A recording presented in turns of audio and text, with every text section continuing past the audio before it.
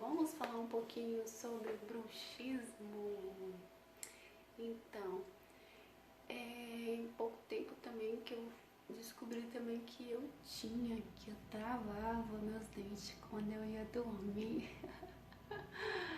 Minhas bochechas amanheciam tudo mordidas e eu não sabia o que era que estava acontecendo. E aí, né, mania de ficar me apertando. Eu descobri várias tensões e aí eu fui tratando, fui tirando e aí as minhas dores foi diminuindo no meu maxilar. Então eu sugiro que vocês façam também.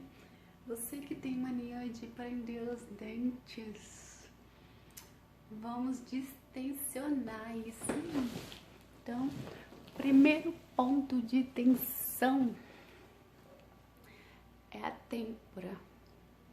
A têmpora, se você pegar, você vai sentir a pulsação. Ó, pulsando. E aí você vai ver que tem uma tensão.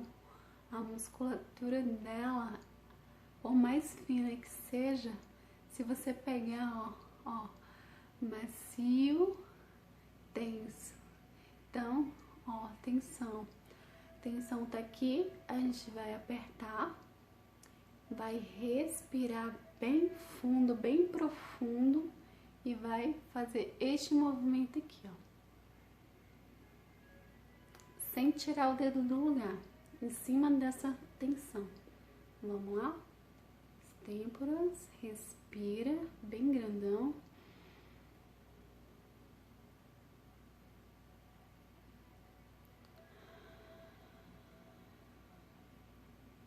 Mais uma vez.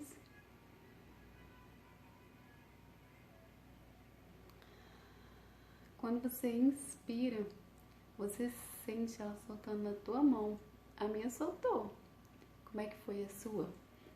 Você fez? Você tentou? E aí você vai, se não saiu a sua, você vai continuando, não tira não. Inspira, quanto mais você inspirar, mais ela vai soltando. Então esse é o primeiro ponto de tensão do bruxismo.